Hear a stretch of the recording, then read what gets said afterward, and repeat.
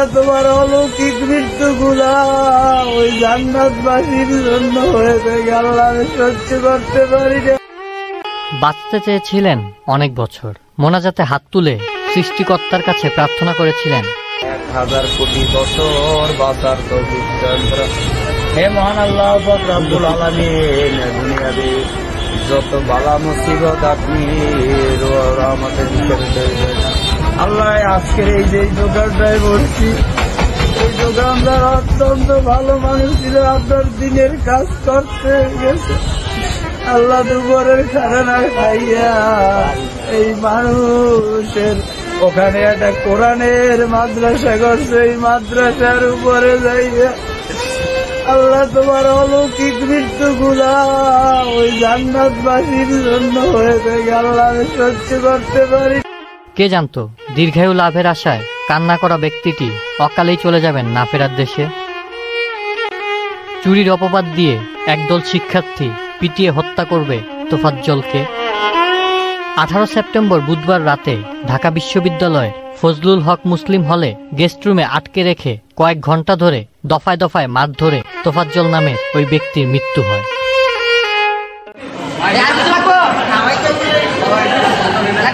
রাতে হলের ক্যান্টিনে বসিয়ে তাকে ভাতও খাওয়ানো হয়, এরপর আবারও মারধর করা হয়।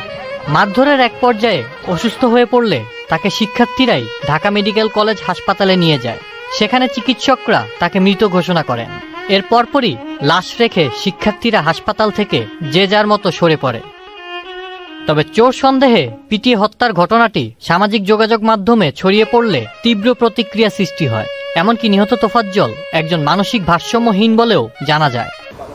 ওর বাবা মারা গেছে রোড অ্যাক্সিডেন্টে 8 বছর আগে।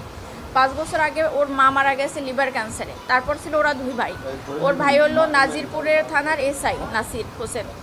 তখন উনি গত বছর মানে পহেলা রোজায় ধরা পড়ছে ক্যান্সার, উনি 15 রোজায় মারা গেছে। তো ওর ভাই মারা যাওয়ার পরে হইলো ও একদম রাস্তার উম্মত পাগল হয়ে গেছিল।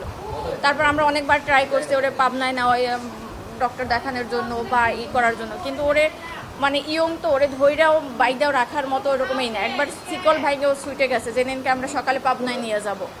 নিহত তোফাজ্জলের গ্রামের বাড়ি বরগুনা জেলার পাথরঘাটার কাঁঠালতলি গ্রামে। তার বাবা আব্দুর রহমান মোটরসাইকেল দুর্ঘটনায় মারা যান।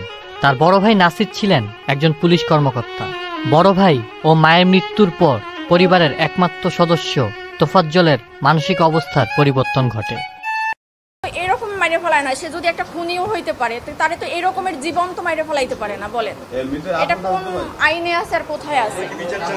অবশ্যই চাই একদম মানে সঠিক যে মারছে তার একদম মানে সেই সর্বোচ্চ মানে আইনের সর্বোচ্চ ব্যবস্থা নিতে হবে। কারণ ওর গার্জিয়ান নাই, সেই জন্য একটা মানুষ অসহায় মানুষরা তো এরকম মারতে পারে না। একটা কুকুরেও তো মারতে পারে না, এরকম মারতে মারতে মারিয়ে ফেলাইতে পারে না।